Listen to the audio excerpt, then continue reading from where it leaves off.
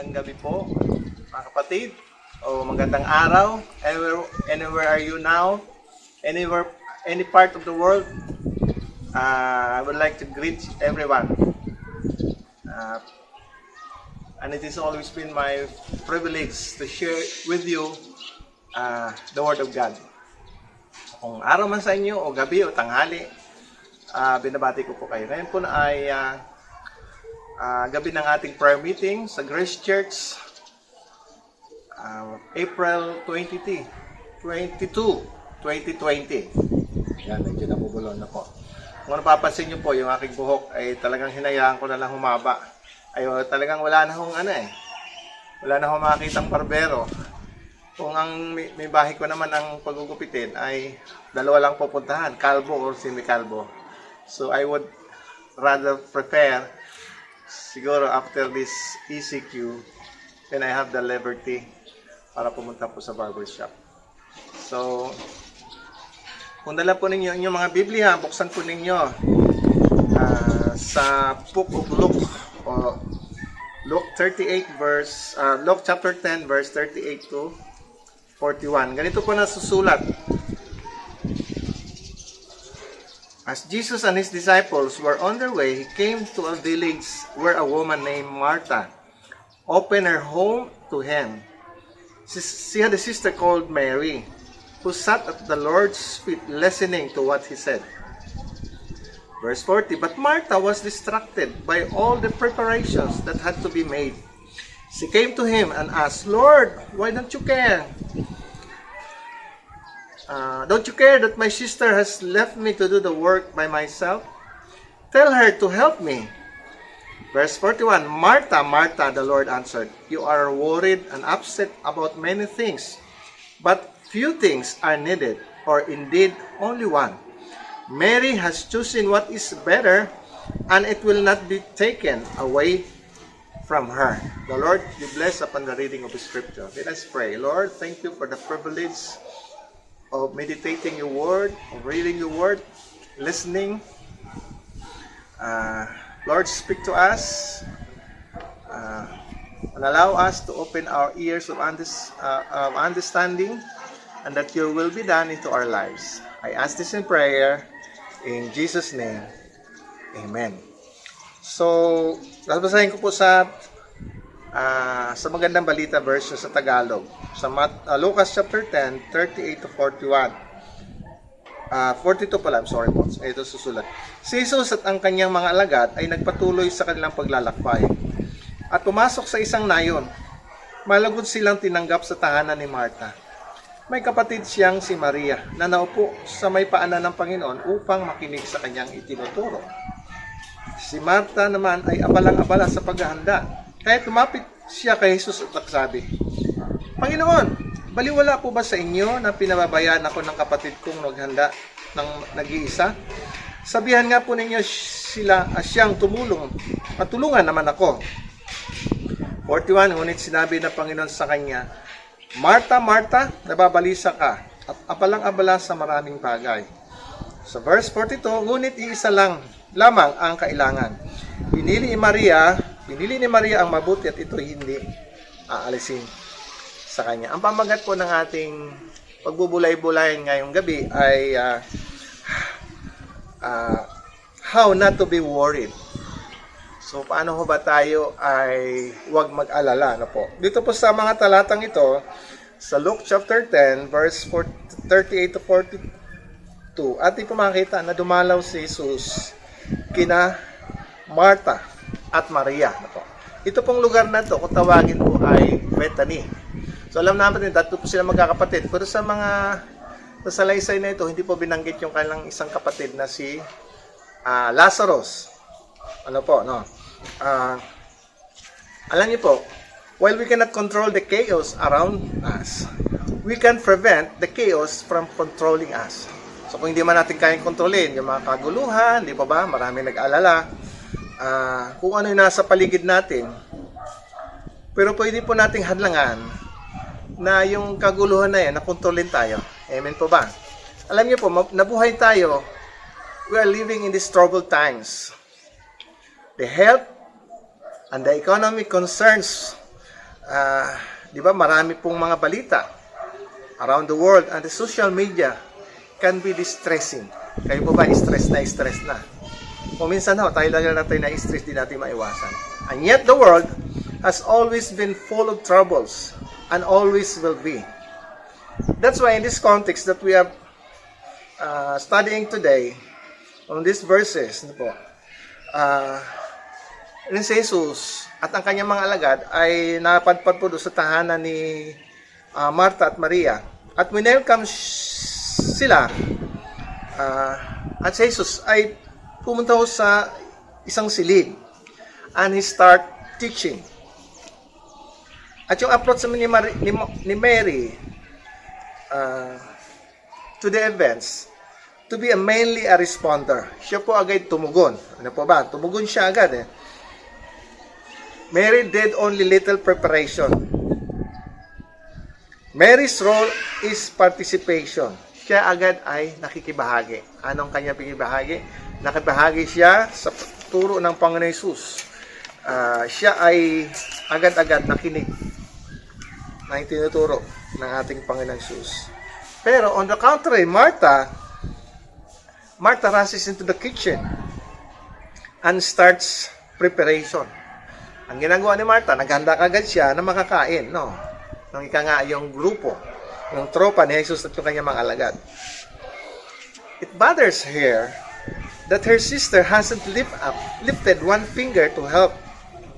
Instead, Mary followed Jesus to the other room to listen to him. So, ganun ang ginawa ni Maria. No? Busy si Martha, pero si Maria ay pumunta sa kabilang kwarto, makinig kay Jesus. Imagine nyo, God in a human body is sitting in her room at nagpahayag ng katotohanan. How to live a stress-free life. Ngayon po, tinuturuan tayo, paano tayo mamuhay ng stress-free life. Si Maria ay nakikinig and taking notes, but Martha is too busy preparing and no time to listen. Hindi siguro sa atin, it would not be a surprise if his sermon was to be entitled, How to be Worried and Bothered. Ay si Martha ay pumunta sa kwarto, and try to interrupt the Bible study. With hands on her hips, pwede siya nakaganon. And she commanded Jesus to do something about lazy Mary. Sa verse 40, sabi niya, Panginoon, baliwala po ba sa inyo na pinababayaan ako ng kapatid kong maghanda ng nag-iisa? Sabihin nga po ninyo siyang tulungan naman ako. But then Martha expect Jesus, to hear Jesus for his reply. Ganito dapat inasahan niya na ang tugon ng Panginoon Hesus. Naalala mo ba yung tinuturo ko sa iyo patungkol sa paglilingkod sa iba?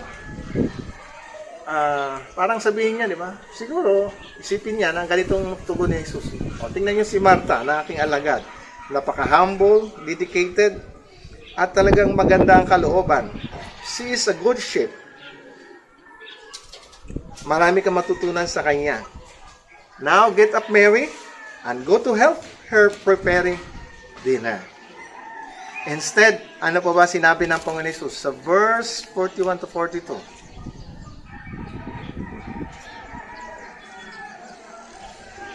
Ngunit sinabi ng Panginoon sa kanya, Marta, Marta, nababalisa ka at abala-abala sa maraming bagay. Ngunit isa lamang ang kailangan. Pinili ni Maria ang mabuti at ito hindi aalisin sa kanya. So narinig niyo po ang sabi ng Panginoon Hesus? We might be busy. Sabi niya, balang-abala ka, alalang-alala ka, Marta, nababalisa ka sa anumang mga bagay, maraming bagay. Ngunit isa lamang ang kailangan. Pinili ni Maria ang mabuti at ito'y hindi aalisin sa kanya. Kaya nga po, we might be busy for the kingdom but don't have time for the king. Kayo po, bilang mga lingkod, kuminsan abalang-abala tayo sa gawain, Bible study dito, visitation doon, pupunta doon, aatin ng mga convention or seminars, but we don't have time for the king. We might too busy for the kingdom, but don't have time for the king. Tayo, abala-abala tayo sa lahat ng bagay, di ba? But sometimes we fail to meditate His Word. Sometimes we fail to pray. And sometimes we fail to listen to what the King has been telling us. Alam mo si Martha, she was stressed about many things. Nagwo-worry siya, no, sa mga masamang mangyari. She worry about every bad thing that might happen. Wala namang nangyayari, di ba? But she was continuously bothered by the little things on her nerves. And as a result, she wasn't enjoying life. Di ba tayo, pagka tayong marami tayong iniisip, abala-abala tayo, kuminsan nananakawan tayo ng pahinga, nawawala yung tulog. Hindi natin na-enjoy ang buhay. Dahil lahat, no, masyado nating inaalala. Hindi pala dapat ganon. Dapat, give everything, no. Your worries, give it to Jesus.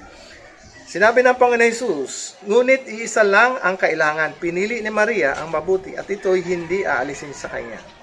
So Mary kept the main thing, the main thing. Mary kept the main thing, the main thing. Inuna niya pinakamahalaga, ang makinig sa aral ng Panginoon Jesus. Kaya ang tanong, ano po ang kanyang pinili? Mary chose to hear Jesus speak to her heart. Pinili niya, no, na si Jesus ay mangusap sa kanya pong puso. Kayo po, ano po bang pipiliin natin? Pipiliin ba natin yung mga bagay na kailangan natin pag-abalahan? Hindi naman talaga dapat, kailangan, no po. Hindi ba ngayon? Kaliwa kanan, sometimes we are just counting yung mga data, no? Yung mga nagpositibo, yung mga namatay, yung mga naka-recover, no po. And sometimes, we worry a lot about them. Ang mahalaga lang sa atin talagang manalangin, ipagkatiwala natin sa Panginoon po. Makinig tayo sa kanyang mga salita. Mary simply sat at Jesus' feet and listened. So, dito po, pinakita niya yung kanyang pagmamahal, no? Worship for the King. And our last glimpse of Mary shows her to have become a woman of thoughtful and worshipful action. So nakita natin, di ba? Kung inyong naalala po, sa John 12 verse 1 to 8, di ba? Mary anoint Jesus' feet through, di ba yung mamahaling alabaster na pabango? Binasag niya at binuhos sa panang ni Jesus at pinunasan niya ng kanyang mahabang buhok. And it is a kind of worship. Again, no? She was at Jesus' feet, washing them with perfume, worshiping with her hairs. She seemed to understand better than the disciples themselves. Kasama mga disciples. No? She knows what's the purpose of Jesus' death. That's why she was preparing it by herself, pouring the expensive perfume on Jesus' feet. Kaya sabi ng Jesus said, her act of worship would be told everywhere along with the gospel as an example of costly service. So yung kaya inaawat sila, di ba? Inaawat ng mga alagad na bakit sinayang daw yung napamahaling magpabango. Yung sabi ni Jesus, huwag niyo siyang awatin sapagkat yung kanyang ginawa ay mababanggit sa tuwing ipinapahayag yung gospel, mabuting balita.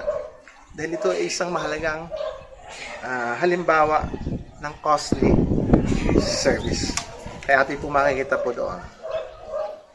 Kaya sabi ng Panginoon Jesus, matuto kayo sa akin sapagkat ako'y maamo at may mababang loob.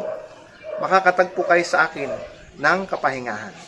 So si Mary, in front of Jesus' feet, she found her peace. She found joy. Masaya siya, no? Karoon siya ng kapayapaan. Whereas si Martha, abalang-abala sa kusina, naghahanda ng pagkain, no? She was talagang worry siya, no? Ginagambala siya, no? Pero si Maria, nakita natin yung kanyang kapayapaan na naranasan niya. Kaya sa Matthew 11 verse 28, yung po binabanggit, no? Makakita ng kapahingahan.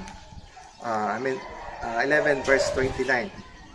So we have to listen to what Jesus tells you and learn from Him. It's the one thing necessary. Ang kailangan po natin, no po? How not to be worried is to listen and to learn from Him. It's the one thing necessary. At yun po ang ginawa ni Maria. Sabi po sa Philippians 4 verse 9, isagawa ninyo ang lahat ng inyong natutunan, tinanggap, narinig at nakita sa akin. Sa gayon, sa inyo ang Diyos na nagbibigay ng kapayapaan. So ano mo po yung tinuturo sa atin? Out of His Word, ang kanyang mga salita, yun i-apply natin, lalo sa panahon.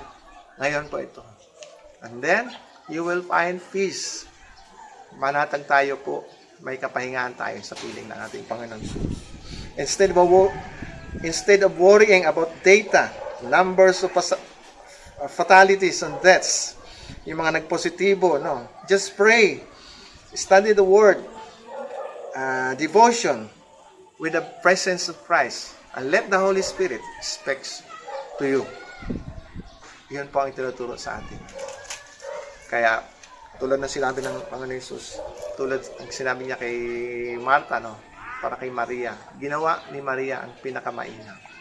At siya ay nakinig sa kanyang puso, sa kanyang salita ng ating Panginoon Jesus. Tayo po ay manalangin.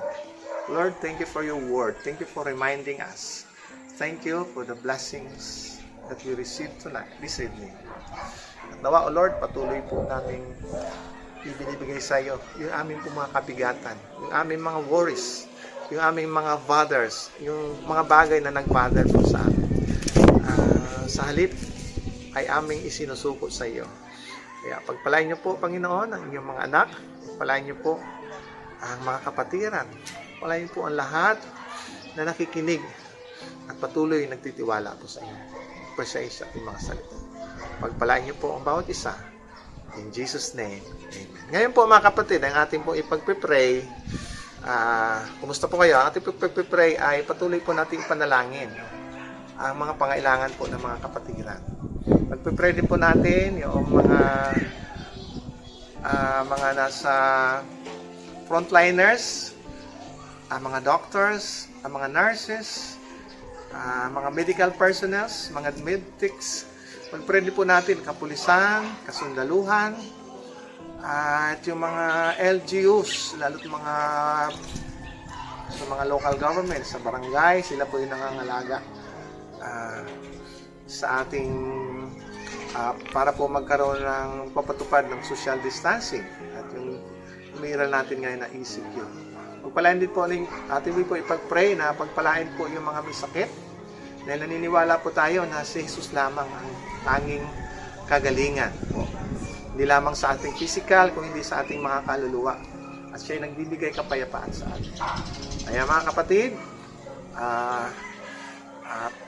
sabi po ng Panginoon sa kanyang mga salita, whatever you ask in prayer, believe that you receive them and you shall have them. At i-claim po natin po, mga kapatid, pag atin din po ipapanalangin yung mga kababayan natin, lahat ng may karamdaman na apektado doon sa COVID-19, na sila ay pagalingin nawa ng Panginoon sa kabisa ng kanyang kapangyarihan. At i-claim po natin ang kanyang mga salita sa Isaiah 53. He bore our sins on the cross. By His wounds, we are healed. Nawa, atin din po ipag-pray na magkaroon na po ng mayroon na po maka-imbento ng gamot na naging mabisang pangontra sa COVID-19. Wala pong imposible sa Panginoon. Sabi ni Jesus, only believe. So mga kapatid, sa pagkakataong ito, atin din po ipagpipray yung ating mga kaibigan o yung mga kapatiran na sa ibang bansa. Ingatan sila ng Panginoon, kung kalooban niya sila ay umuwi, ay dadaling ligtas po sa ating bayan. The Lord bless you. Tayo po lahat ay dadako sa prayer. Tayong lahat ay manalangin.